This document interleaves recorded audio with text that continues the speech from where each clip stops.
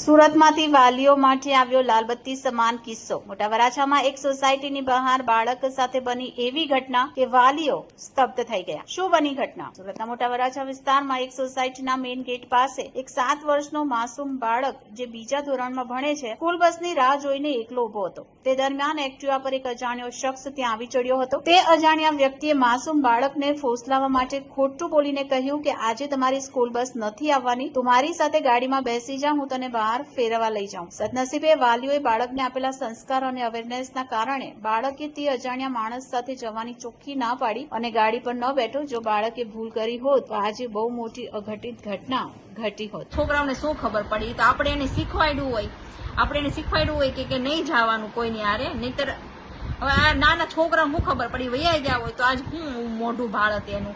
એટલે મહેરબાની કરીને તમે કોઈ પણ તમારા છોકરાઓ છે ને મૂકવા જાજો। તમે ગમે એટલા બિઝી હોય ને તો થોડોક ટાઈમ કાઢીને એને સ્કૂલે જતા હોય તો ભલે, ગેટે બસની વાટે ઉભા રહેતા હોય તો ભલે, ટ્યુશનમાં જતા હોય તો ભલે, પ્લીઝ તમે એને લેવા મૂકવા તમે ખુદ જાજો। અત્યારે આ સમય બહુ ખરાબ છે કે હાલતા માણસ શું કરી નાખે। અત્યારે આપણે બધા કિસ્સા જોવી છીએ, સાંભળવી છીએ। આજે નથી સાંભળતા 13 વર્ષની છોકરીને બલાત્કાર કરીને મારી નાખ્યો, કેટલા જણાએ।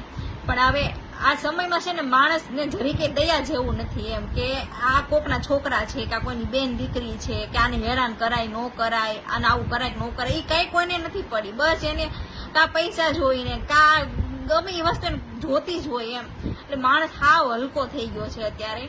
એટલે મહેરબાની કરીને જો તમે પણ તમારા છોકરાને છે ને સ્કૂલે મૂકવા જતા હોય તો એની જોડે તમે જાજો।